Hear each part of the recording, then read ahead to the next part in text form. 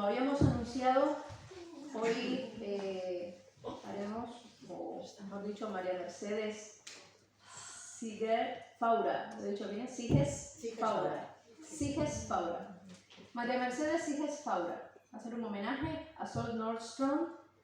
Y bueno, tiene una biografía muy extensa que si la leo pues no podemos dar la conferencia. Así que yo más o menos pues os diré que es licenciada en Geografía e Historia de la Universidad de Alicante en 1982. Luego luego ha hecho un curso de aptitud pedagógica en la Universidad de Alicante. Tiene el título de maestra de Valencia de la Universidad de Alicante, maestra de Valencia. Bueno, DEI por la Facultad de Teología de la Universidad de Pamplona, máster en Gestión del Patrimonio de la Universidad de Pamplona, curso de formación de formadores del CDT de Domingo de Besa de Benidorm, curso de didáctica de la formación abierta a distancia, abierta y a distancia, de Forem.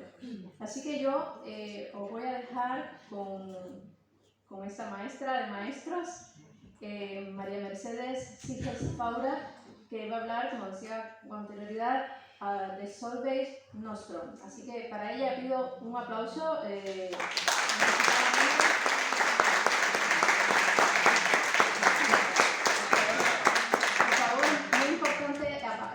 Los teléfonos móviles, si podéis por favor apagarlos mejor porque un poquito de desagradable que suene. Muchas gracias por tu presentación, Marlene.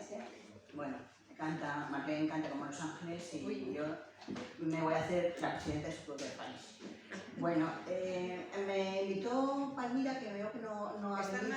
Ah, qué pena. Bueno, pues Palmira se acercó porque también es del club de opinión, y me dijo, Mercedes, ¿tú podrías darnos una charla a Fratés? Y dije, bueno, cuando queráis y donde queráis, por supuesto. Porque, bueno,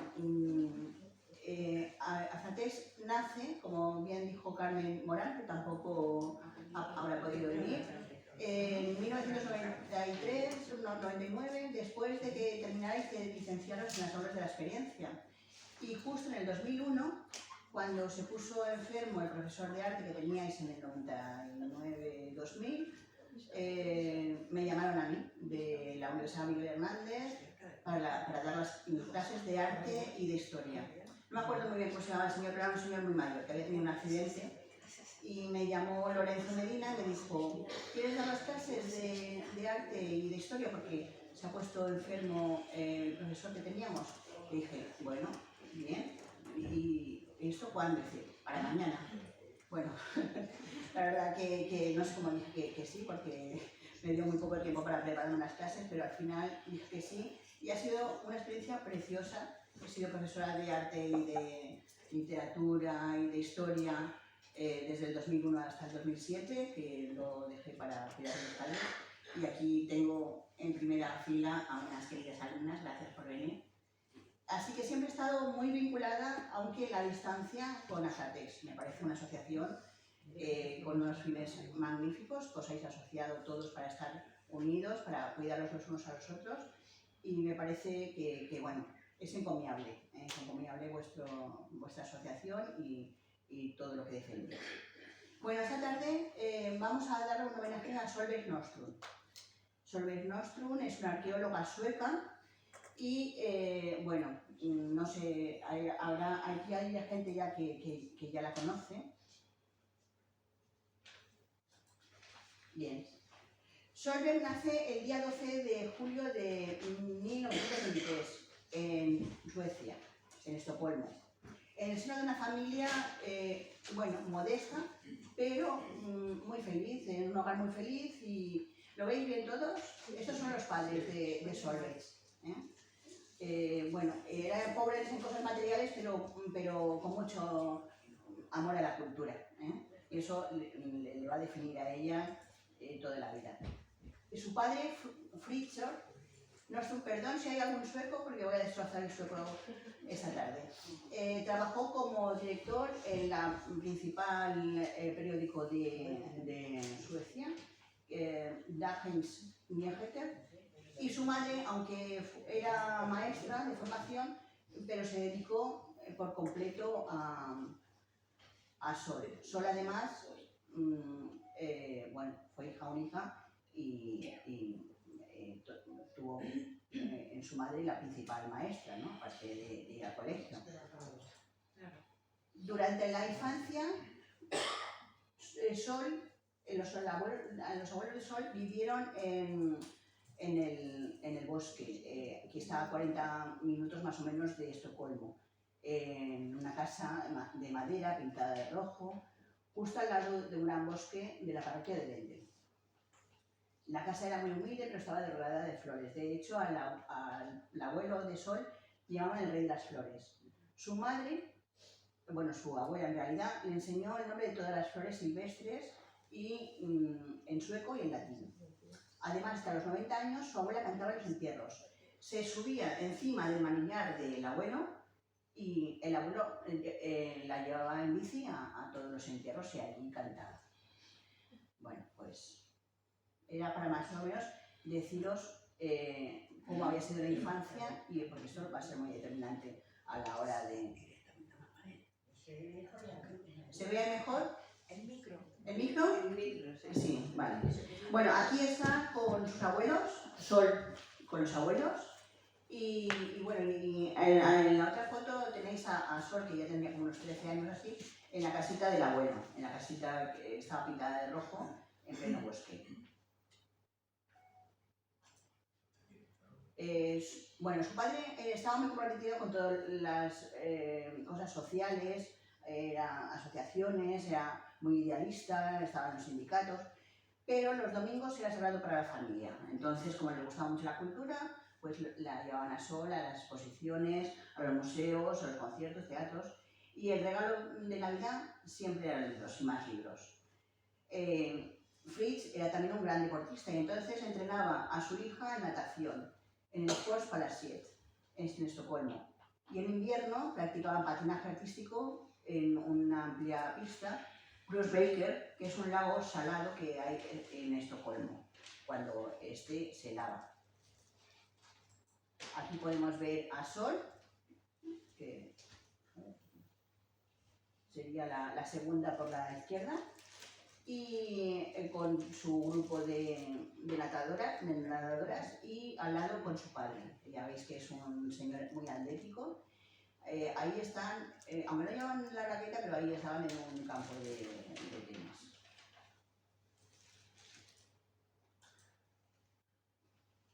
Sol siempre fue muy deportista, aquí la vemos desde pequeña con el trineo, luego con los esquís, que esquiaba muy bien. Y hacía patinaje artístico en este lago que os he comentado antes. En la primera diapositiva podemos ver a Sol el día de su confirmación. Además, aunque no tengo ninguna foto, desde pequeña hizo ballet. A los 6 años sufrió escarlatina y la enfermedad atacó sus 2 oídos. En ese momento, los médicos, como remedio, les perforaban, cuando tenían este problema, les perforaban los tímpanos.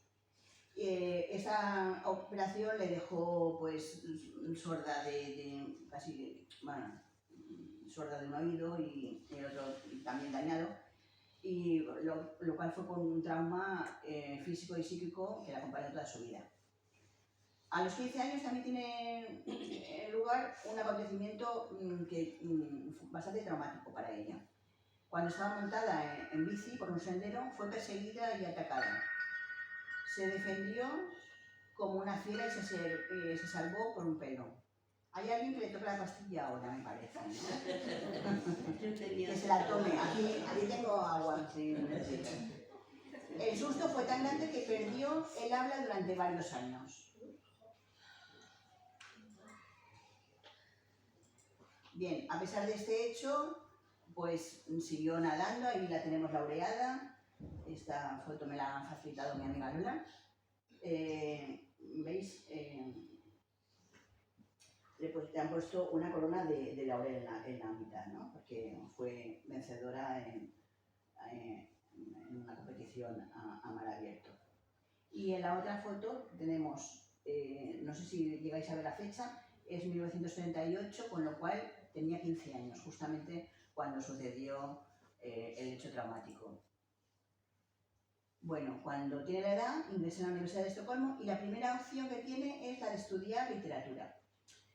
Y empieza literatura, pero como no le dejan hacer su tesis sobre Selma Lagerlöf, que es esta señora que está ahí con este sombrero, que fue la primera mujer en obtener el premio Nobel de literatura, en 1909, no le dejan hacer esa tesis porque parece ser que Selma era muy espiritual y eso no les parecía bien a los profesores de la Universidad de Estocolmo y no pudo hacerlo. Entonces ella se pasa a arqueología clásica.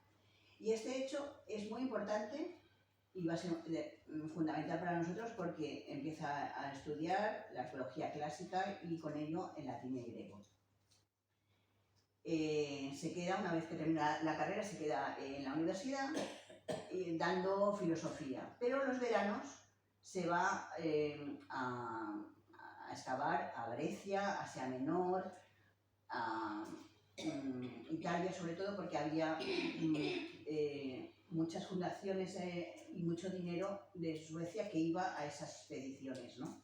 Y entonces ella en verano aprovechaba cuando tenía descanso. En 1955 decide que, bueno, que está bien ya que se ha recorrido ya casi todo el Mediterráneo, que ha visto las civilizaciones griega y romana, pero que le falta venir a la península ibérica, le falta una parte importante para conocer el Mediterráneo, la cultura ibera. Y entonces, pues, decide venir a España. Lo primero que hace es ir a Madrid, y no os creáis que coge un avión y se presenta en Madrid, no. Coge primero el barco hasta Dinamarca, Dinamarca empieza a coger distintos trenes hasta que aparece en Madrid. Allí estuvo un tiempo, unos meses, dando clases de francés a la hija de la señora donde se hospedaba, en la pensión. Cuando tienen suficiente dinero, decide venirse aquí a Alicante. Y aquí se hospedó en la pensión que ahora ya no existe, la pensión Bar Consuelo, junto al mercado central. Un día, paseando, pues se acerca a la Diputación, al Palacio de la Diputación, que entonces allí estaba el Museo Arqueológico Provincial. Y empieza a hablar con el director, Lafuente Vidal, y bueno, le comenta su formación y tal, y le pregunta que si sabe latín y griego, y ella le contesta que sí, efectivamente. Sol conocía 14 idiomas y hablaba 14 idiomas, incluido el sánscrito. Desde ese día se dedicó a clasificar. Esta clasificación que veis en las urnas y más especificada ahí, pues empieza a hacerlo por etapas. La etapa griega, la etapa ibera, la etapa romana y además dentro de cada etapa en dónde se han encontrado pues tanto vasijas como huesos.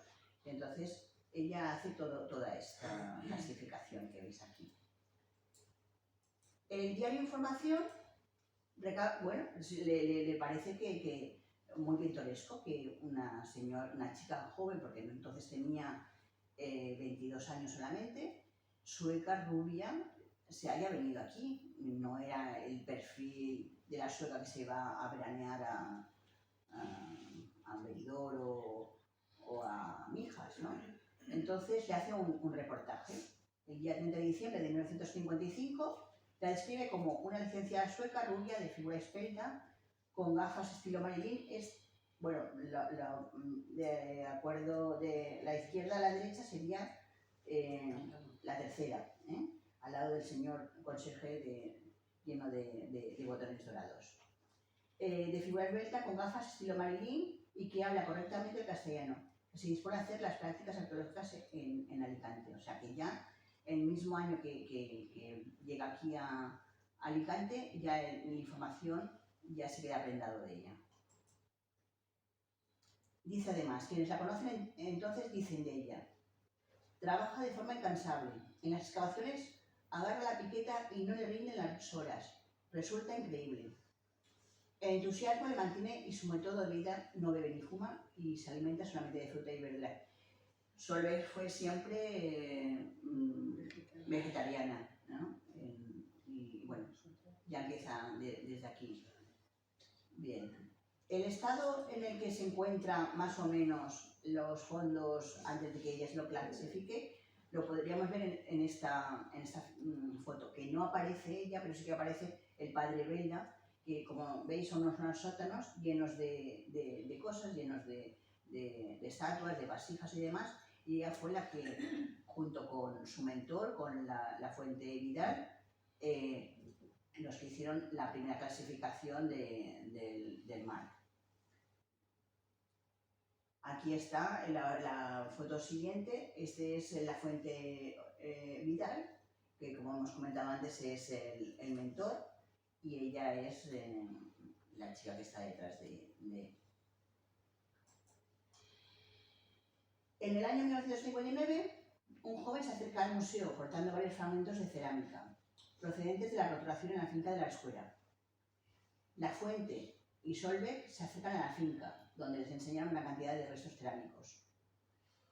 Hacen unas primeras calicatas y ven que es positivo, que sí, que pueden encontrar bastante material, y entonces Nostrum lo que hace es que vuelve a Estocolmo para presentar las conclusiones y conseguir de la Universidad de Estocolmo 20.000 pesetas. La Dirección General de Bellas Artes aportó 6.000 pesetas. Y bueno, pues ella empieza a excavar en la finca de la Escuela, que está, bueno, en ese momento pertenecía a Guardamar, ¿no? Estaba en término de Guardamar, pero en realidad ahora sería lo que es Fulgencio, porque luego Fulgencio se extinguió de Guardamar. Solveig recuerda con cariño la colaboración de sus alumnos suecos de Värnamo. Värnamo es una universidad sueca, en esta excavación, que vinieron desde Estocolmo, haciendo autostop, como recoge el periódico ABC del 6 de julio de 1960. Aquí tenemos a los 6, bueno, les denominan como los vikingos, llegaron a Guardamar, procedentes de Suecia, viajando en autostop. Bueno, tienen un montón de penalidades. Estos chicos estuvieron, bueno, en una situación por la falta de medios, porque tenemos, aunque le habían dado dinero, pero había muchísima falta de medios en esa excavación. Y Solveig lo reconoce. Y dice, el problema es que no teníamos una carretilla para quitar los escombros. Imaginaros, o sea, estaban ahí excavando y no tenían ni carretilla. Las carretillas eran caras, pero pronto se resolvió el problema, porque vinieron mis 6 alumnos suecos, sí, a ayudarme a excavar. Ellos y yo hemos cantado y bailado en los bares, y ya hemos ganado un poco de dinero y hemos podido comprar la carretilla. Sí, era muy dispuesta, porque cuando tenía una necesidad, ella se inventaba para poder cubrir esa necesidad. Me sentía muy feliz, como hermanos. De vez en cuando Félix, que era el señor que hemos visto antes, todo engalanado con sus botones de oro, tocaba la guitarra y cantaba. Sí, y los 2 chicos de Guardamar, que eran los que estaban operarios, que eran operarios de la finca, me traían cacahuetes. Y también me traían melones. Comía mucho melón y cacahuetes. Bueno, los obreros tenían que quitar los escombros, pero enseguida yo me arrodillé y comencé a excavar con las manos. Me acuerdo especialmente de la vasija del huevo de avestruz, que es esa vaja que veis ahí, que está dentada. Esa es una vasija única, que no hay otra en todo el Mediterráneo, de la cultura íbera, y fue un hallazgo espectacular. Imaginaos la emoción, ¿no? Esto es lo que sería el yacimiento de la Escuela, y en el sitio donde aparece el asterisco, ¿veis el asterisco? Me haría falta un punto. Bueno, siempre defendió que había estado en un altar. Ella conocía ya bastantes yacimientos, entonces, bueno, había un altar de barro muy liso, pero muy grande. Como yo había estudiado mucho en Olimpia, allí tenían altares de barro alrededor del gran templo de Zeus, y ella determinó y allí iba a encontrar el altar. Y efectivamente lo encontró. Esta es Sol cuando, bueno, se hizo la foto cuando encontró la vasija, como has dicho, del huevo de avestruz, que fue un hallazgo muy importante. ¿Veis la cara de felicidad? 6 meses después de haber comenzado la excavación, en noviembre de 1960, finalizó la campaña, porque es que era un señor particular que, bueno, que plantaba melones y se encontró esto bastante que hizo el hombre que durante 6 meses los operarios que tenía estuvieron ayudando y en esos 6 meses pues lo plantaron, pero claro, ya el dinero se había acabado y él también tenía que plantar sus melones. Gracias al rey de Suecia, Gustavo VI Adolfo, que es el padre del actual rey, le otorgó la beca Kungafunden, pudo ampliar su estancia en España para estudiar los materiales.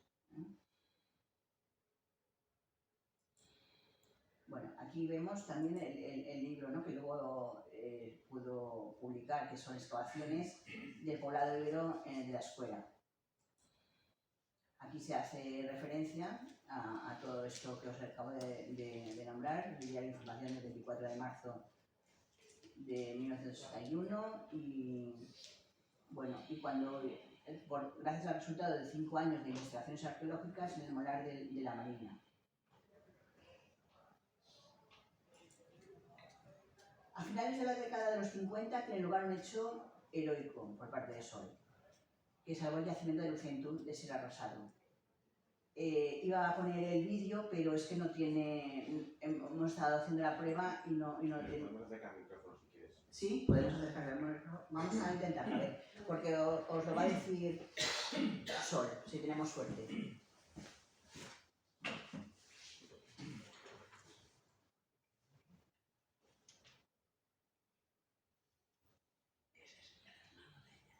Sí, es mi hermano, me lo he traído porque es ingeniero en informática y toda la inteligencia en informática se fue a él.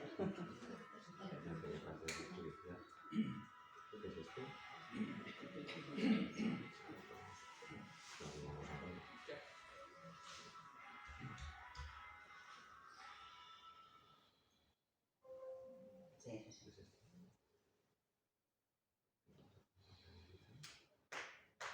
Ay, mi niña, preciosa.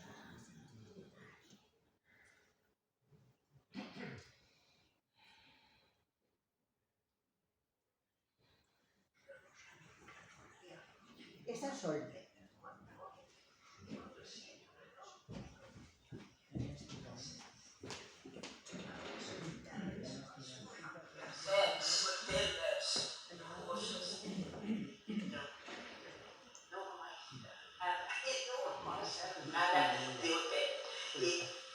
Hicimos una discusión bastante fuerte, porque claro, teníamos diferentes puntos de vista, sí, pero él insistía y insistía.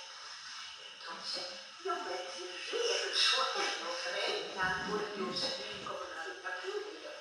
El matanza tiraba el suelo, lo hizo bastante elegante, como que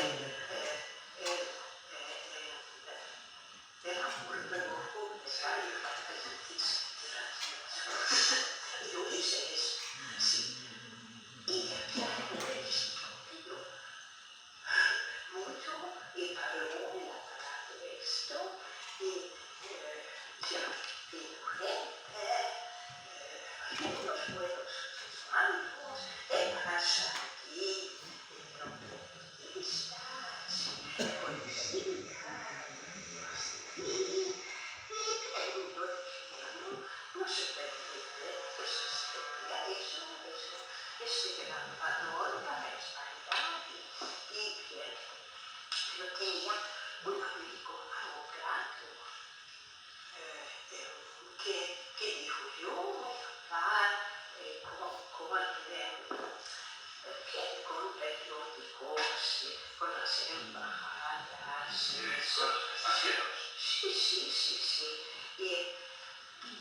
Y bien, ya con el tiempo se declaró una tormenta nacional.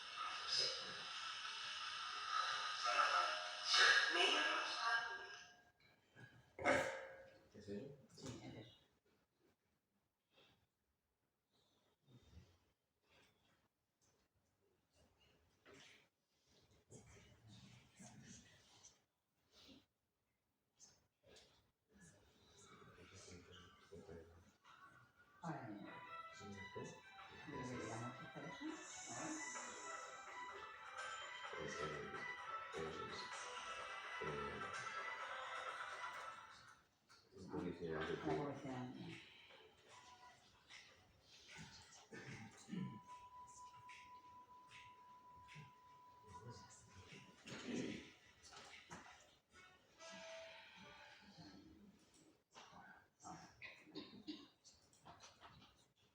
Qué bueno.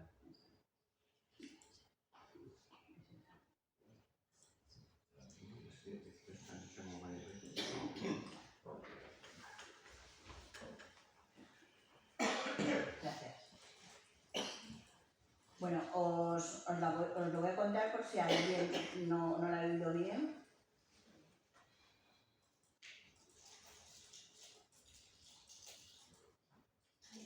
Lo recuerdo como si fuera ayer, dice. Estaba sentada en una piedra a la entrada del yacimiento del Tosal de Manises cuando escuché el sonido inconfundible de las excavadoras y bulldozers. Bueno, esto no fue tan fortuito. Ella lo pone como si fuera un hecho fortuito, pero ella se sabía que iba a ir. Bueno, se lo habían comentado, entonces ella no está porque estaba meditando ahí, ella fue porque le avisaron y quería defender el yacimiento. Era obvio que venía a destruir la maravillosa Lucentum para edificar viviendas. La primera de ellas era conducida por un chico muy guapo. Cuando le pregunté qué quería, me respondió: tenemos orden de quitar esa basura. Me quedé horrorizada. No vais a hacer nada, le respondí yo. Discutimos acaloradamente, y al darme cuenta que iba a entrar, dijera lo que dijera, yo me tiré al suelo, delante de la excavadora. El chico se asustó y paró la máquina. Luego comenzó a llegar mucha gente, periodistas y políticos españoles, pero mi gran amigo y abogado, Jaime Pomares Bernal, logró avisar a las embajadas y a la prensa extranjera que por entonces eran muy independientes. Efectivamente, su gran amigo Jaime Pomares Bernal hizo muy bien, porque ya si no hubiera hecho eso y no hubiera sido extranjera, pues seguramente pues, la hubieran llevado a la cárcel por hacer esto, ¿no? Pero al ir los periodistas y aunque nadie se atrevió luego a ponerlo en ningún periódico, bueno, y las embajadas, sobre todo las embajadas extranjeras, en un momento en el que España quería abrirse al mundo y el turismo, pues iba a ser muy mala prensa fuera de España. Con lo cual, pues paralizaron eso. Tras el incidente, vayamos el perímetro del yacimiento y se levantaron los edificios fuera de él. Intentamos sacar prisa corriendo todas las piezas de allí. Bueno, aquí veis Lucentum, para quien no haya estado. Yo creo que todos habéis estado, ¿no? Lucentum está en la Albufera de Alicante.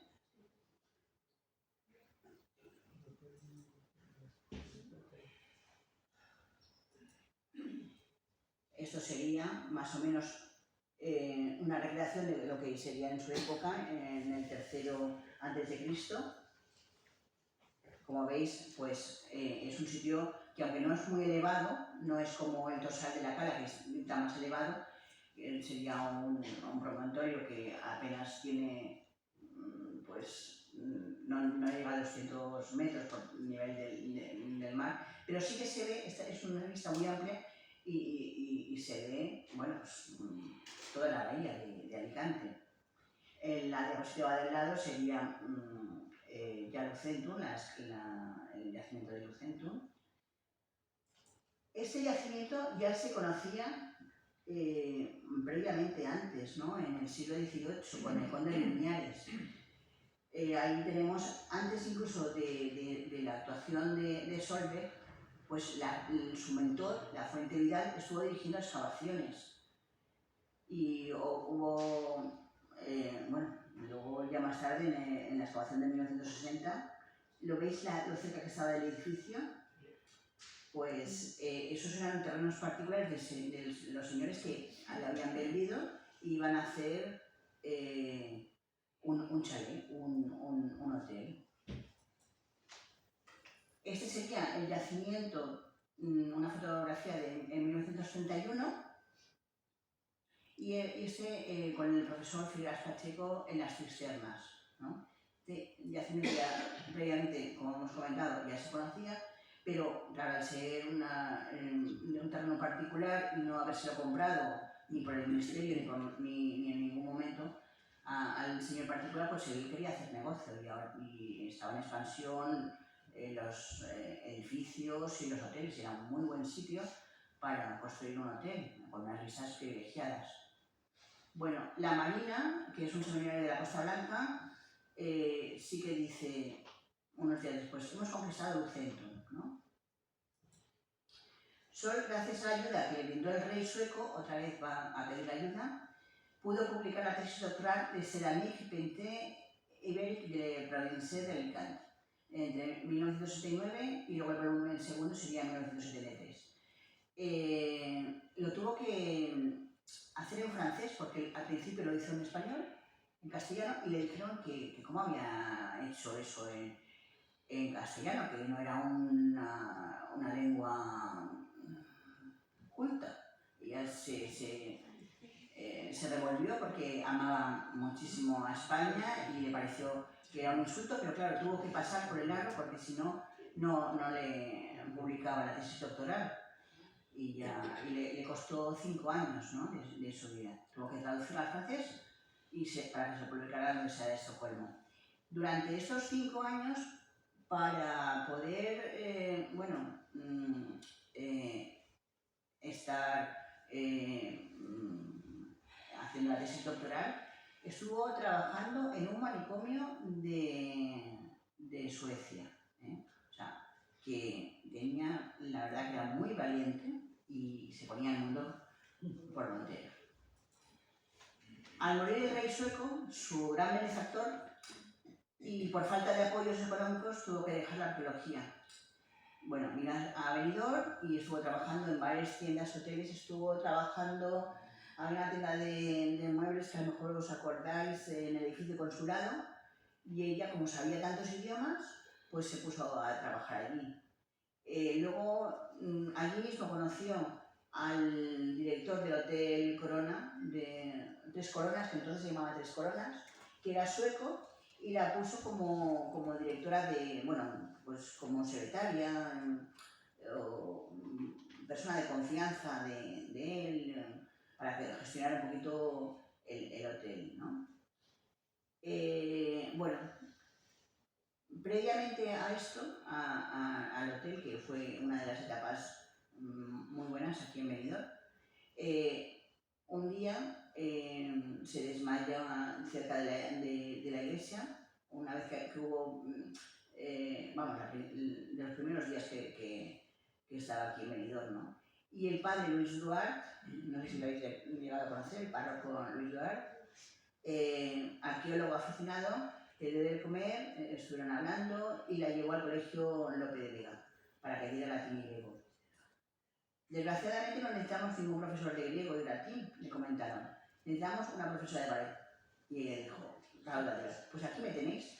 Yo también soy profesora de ballet clásico. Y ella sí lo fue, estuvo trabajando y ayudando a Dolores Santander en el colegio Lope de Vega. Luego, posteriormente, estuvo trabajando en la tienda, esta que os digo, de muebles en el consulado y luego en el de Tres Coronas. Aquí la vemos bailando, no tengo ninguna foto en el colegio dando clases de Lope de Vega, pero sí que he encontrado en su libro de Ananda bailando de punta, que le encantaba bailar de punta entre las piedras, y luego el ejercicio de equilibrio. Bueno, y la mejor etapa que tuvo fue la que estuvo ayudando al doctor Abdón Herrero Badía, famoso cirujano de operaciones estéticas, que trabajaba en Valencia, pero aquí también pasaba consulta. Entonces, claro, como sabía tantos idiomas, pues para él era muy importante tenerla, ¿no? Gracias a eso pudo comprarse una casita muy bien en la organización San Sebastián, donde estuvo viviendo en la última etapa de su vida. Aquí la vemos con su esposo Gunnar, Esta etapa, ellos vivieron muchos años en una casa en las faldas de las Serras de Lara, que estaba siempre abierta a amigos de todas partes del mundo. Era como una ashram, donde practicaban yoga, danzaterapia. Además realizaron numerosos viajes a la India.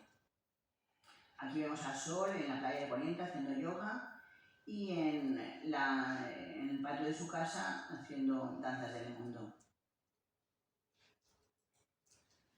Aquí en uno de sus múltiples viajes a la India, estuvieron muchos, no sé, me parece que hicieron, con José, hicieron 24 viajes o eran, sí, más o menos. Todos los años se iba. Sí, iban todos los años.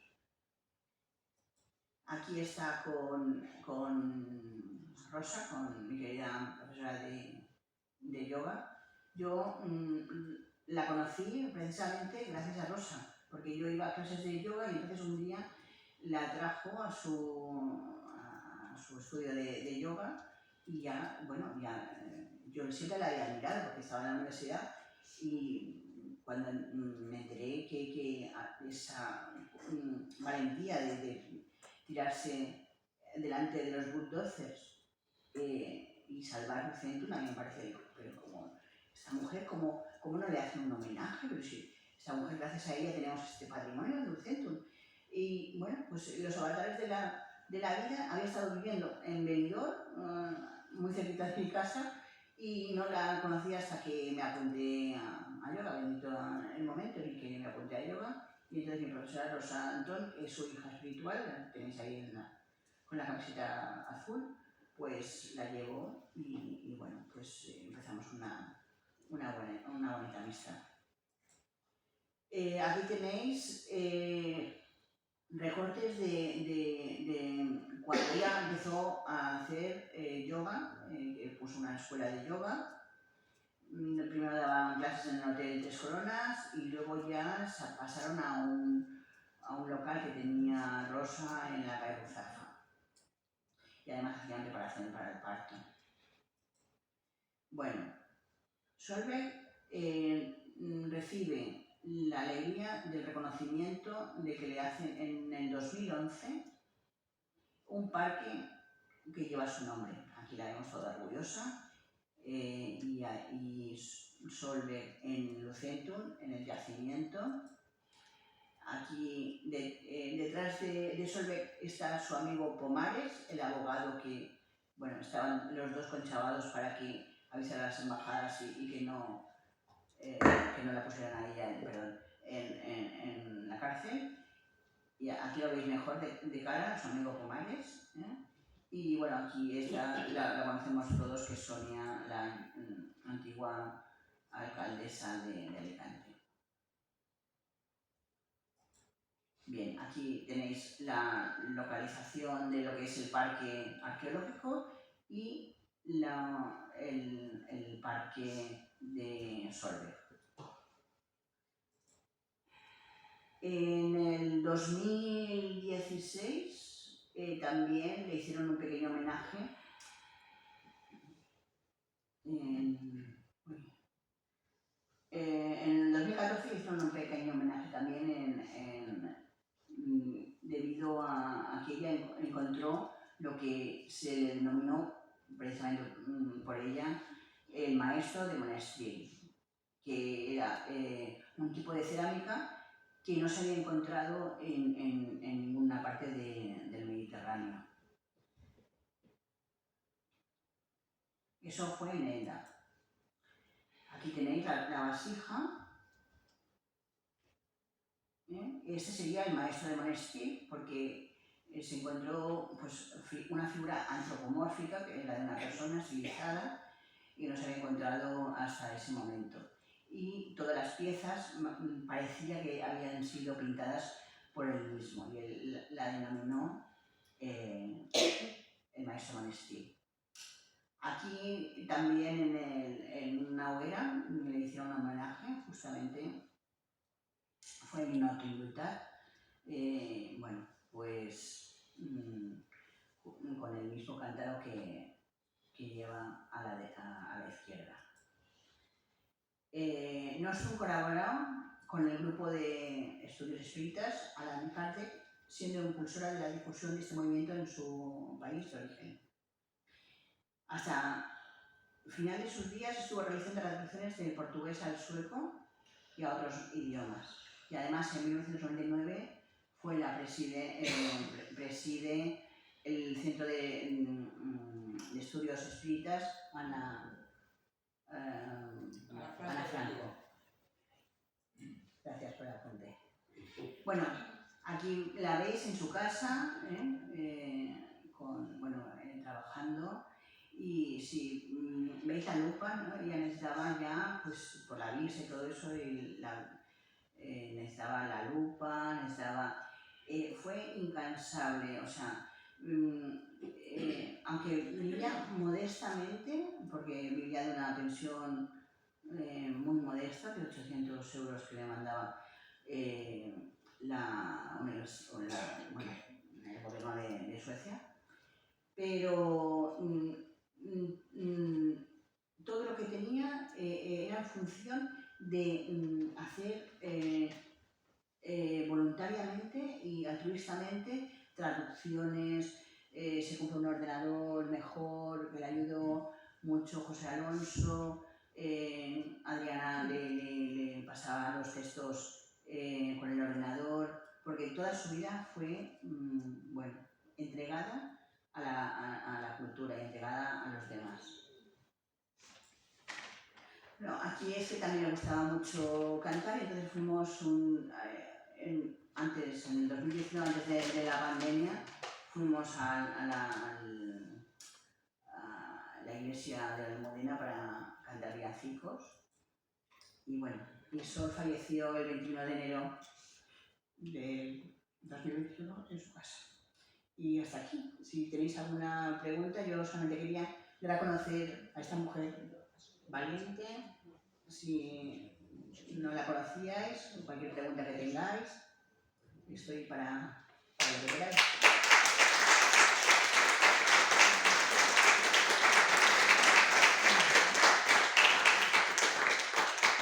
¿Y a qué edad murió? A los 97 años. Porque el día 12 de julio del 2021 hubiera hecho 98. Sí. De todo lo que has conocido de ella, ¿qué es lo que más te ha impresionado? Su bondad. Era muy generosa y era una bondad extraordinaria. Sí. Yo estuve en Lucentum en el 87. Sí. Quise ir desde Alicante, es muy fácil.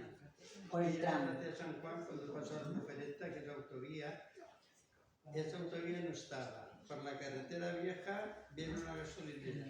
Preguntas ahí en la gasolinera que enseguida sale un caminito a la colina. Eso sí quieres ir en el coche, pero si quieres ir en el tram, es un viaje bastante agradable. Sí, No teniendo problema de tiempo, te deja al lado. Además, se llama Lucentum, si queréis ir, menos los lunes, que los lunes está cerrado. ¿Has estado? Muy bien, perfecto. Ya hemos estado con... Muy bien, muy bien. Estaba yo comentando ella, Bueno, pero siempre es bueno de volver, porque ahora se han excavado más cosas y además hay unas visitas teatralizadas, siempre es bueno de volver. Este verano han estado haciendo, visitas teatralizadas, ¿no, Lola? Que vosotras estuvisteis allí con gladiadores, ¿no? Era.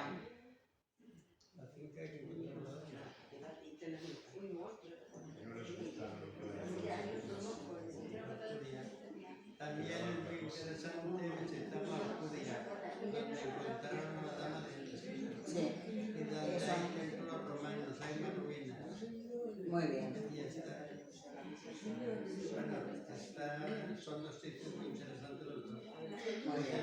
Tiene unas vistas al mar y todo, y la otra está el sitio donde encontraron a la dama, pero está en otro. Hay muchos más, yo me los conozco casi todos. Muy bien. Es que hay que conocer la cultura próxima, ¿no? Lo que pasa es que yo me he centrado en las excavaciones que ha hecho Sol. porque quería hacerle el homenaje a Sol. Ya, es lo más En la interesante. Alcudia estuvo Ramos trabajando, pero bueno, me parecía que había que darle a conocer. ¿Qué os ha parecido? Muy bien. Pues muchas gracias, muchas gracias. Muy interesante. Aquí por venir. Muy interesante. Una vida muy interesante, ¿eh? Muy Sí. interesante. Una vida larga y de entrega a los demás. Y sobre todo entrega también porque, bueno, pasó hambre, ¿eh? Es que ella lo dice.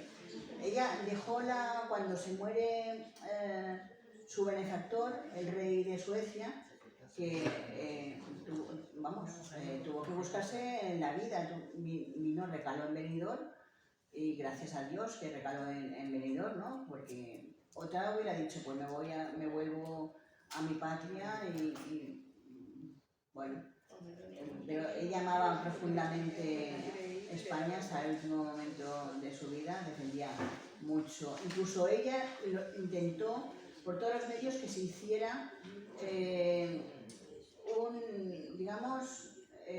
como que se pagaran, y de hecho en San Fulgencio lo consiguió, pero que se pagaran como mucha más colaboración que tuvo. Lo que pasa es que, claro, nosotros estábamos en la posguerra, saliendo a la posguerra, en el franquismo, y no nos veían un país muy civilizado. Entonces todo el dinero iba a Grecia y Roma, pero ella intentó en la Universidad de Estocolmo, lo intentó con todos sus profesores, con todo. De hecho, ella se viene sola porque nadie de sus compañeros de la Universidad de Estocolmo quiere venirse aquí.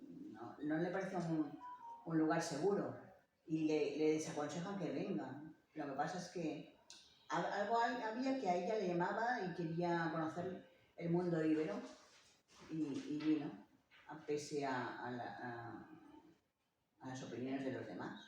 Y las circunstancias adversas que Sí. estuvo en todo momento. Sí, no. Salvo cuando estuvo con su marido, en los años que su marido Gunnar tenía muy buena pensión porque había sido arquitecto, era arquitecto sueco y era también un hombre muy generoso. Salvo esos años, pero bueno, cuando murió Gunnar, gracias a que tenía el pisito que se había comprado antes, ¿no? Porque se quedó también en una situación bastante indefensa. Me ha resultado muy interesante esta charla, porque Pues- yo la conocía muy poco, aunque la conocí personalmente. ¡Ay, qué bien! Sí. ¿Nos quieres El comentar día que algo? cantó en la Almudena, Sí. estaba yo. ¡Anda! Mira. Y había oído hablar muy poco de ella. Y me hace mucha ilusión que personas tan importantes, sean españolas, sean del país que sean, que se les realce un poquito, aunque sea en esta pequeña charla, que los que estamos aquí nos enteremos de que no todo es malo en esta vida, que hay gente maravillosa y gente que se da a los demás. Sí. Y ella fue un claro ejemplo de esa actitud que tenía para dar y dar. Y yo no la conocí personalmente tratando con ella, sino que me la presentaron y yo la conocí en ese momento. Y la verdad que me pareció encantadora y una persona, Sí. ya digo, que es muy bonito que estas charlas se lleven a cabo para que conozcamos esas grandes mujeres y hombres, pero en este caso Sí, no, sí. pero que sepamos ahora mismo pues, que son grandezas que pasan como desapercibidas en nuestra vida. Y Pues no muchas es gracias. bonito eso. Gracias Muchas porque usted la recuerda con cariño y esto es como un homenaje para ella que de donde esté nos está... Se lo merecía. Sí, se lo merece. Sí. Bueno, los homenajes se tienen que hacer en vida. Yo siempre he pensado que los homenajes se tienen que hacer en vida, pero bueno, de hecho, algún homenaje le han hecho y ella lo ha vivido con esa ilusión de una niña pequeña cuando le pusieron en el parque al perro, nada más ver la cara ya se ve, ¿no? Con su placa. Luego en el 2017 volvieron otra vez en el mar, volvieron a invitarla para que viera las vitrinas, como lo que había ella trabajado tanto en la excavación de San Fulgencio como luego posteriormente en el Tosal de Manises. Estaban ahí las vitrinas y ella también lo disfrutó muchísimo. homenaje le hacían, aunque fuera el NOT, lo vivía como una cosa grande, ¿no? Era muy agradecida. Sí, aquí hay personas también que la conocen incluso mejor que yo, porque Adriana, por ejemplo, bueno, pues hace más de 20 años que la conoce, ha sido su enfermera y bueno, os puede decir, si quieres añadir, o José Alonso, que bueno, ha tenido muchísimo contacto con ella y le ha facilitado muchas cosas, porque ella era incansable. Con esto de internet y todo, se metía en su correo electrónico.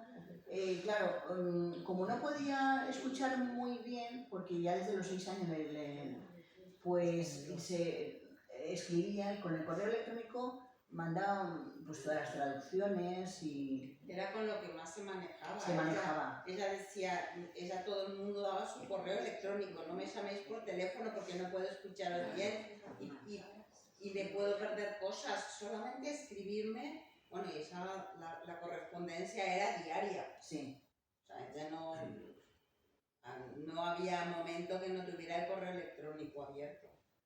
Hay un vídeo también, que, bueno, si queréis lo podemos buscar y si no lo buscáis vosotros en casa, que 15 días antes de morir le pidieron de Elda también que hablara sobre el maestro de Monestir y se ve, en ese vídeo se ve a Emi detrás y fueron 15 días antes de morir. Es que incluso unos días antes de morir escribió su último artículo sobre la diosa Tanit. Hizo un estudio de la diosa Tanit con la Virgen María, ¿no? La diosa Tanit es la diosa de la feminidad, la diosa madre de los cartagineses, y hacía pues un parangón o una comparación con la Virgen María. Sí, lo tenéis, si ponéis en YouTube Solveig Nostrum, vídeos, lo tenéis ahí y podéis oírlo también. Y detrás veréis a Emi. Sí. Y también tiene una conferencia muy interesante del maestro de Monestir, que explica todas cómo estaban pintadas las vasijas. Ella hace una interpretación muy profunda que para nosotros a mí me pasaba desapercibido. Y ella ve el movimiento que le imprimía, que estaba danzando. Yo me quedé asombrado, es una conferencia preciosa. Son 3 capítulos así, de 30 minutos cada uno. También la conferencia del maestro de Monestir de Solveig está por ahí en YouTube. Y comentar también que se tradujo 26 libros al sueco. Y bueno, ya casi sin ver, el último, como dice, estuvo hasta los últimos días, porque ya apenas veía, entonces estuvo haciendo un audiolibro y a través de una cámara de televisión que la compramos, pues ella iba pasando la cámara y en la televisión veía las letras que solo se veían 2 palabras, porque había que ampliarlo tanto para que pudiera ver. Y bueno, ha quedado un audiolibro precioso, pero eso, hasta los últimos días, casi sin voz, y bueno, de verdad, una trabajadora incansable. Fue tremendo, ¿no? De admirar. No he conocido nunca a nadie igual, de verdad. Sí, tenías un genio también, a ver. Sí, eso es verdad, se lo acabo de decir a mi hermana. Digo, también Tenías un genio, pero ese genio lo que le decía era la tenacidad, ¿no? Sí. O sea, ella quería y bueno, buscaba la manera de hacerlo, ¿no? Pero aparte era muy tosuda, ¿eh? No, Sí. no había manera de hacerle cambiar ella decía esto, al final decía, tienes razón. Terminaba más pronto, porque no había manera de decirle, podemos hacer esto de otra manera. Bueno, pues nada, ¿alguna cosa más? ¿Alguna cosa más? Sí, pues muchas gracias, ¿eh?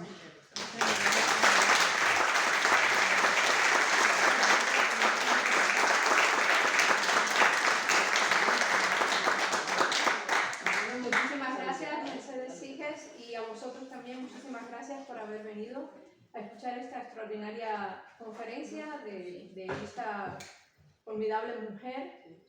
Y bueno, yo os invito a que vengáis el lunes que viene. Probablemente tengamos o villancicos por parte del Grupo Tramontana o tengamos una preciosa e interesante conferencia por parte del doctor José Alonso, que está aquí en esta sala hoy. Así que nada, yo os veo el lunes que viene y reitero muchas gracias a doña Mercedes por haber accedido a hacer esta conferencia tan maravillosa hoy. Así que muchas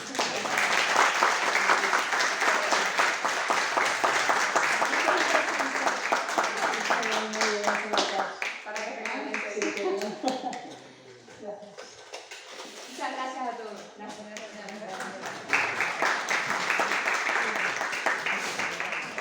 Qué bonito.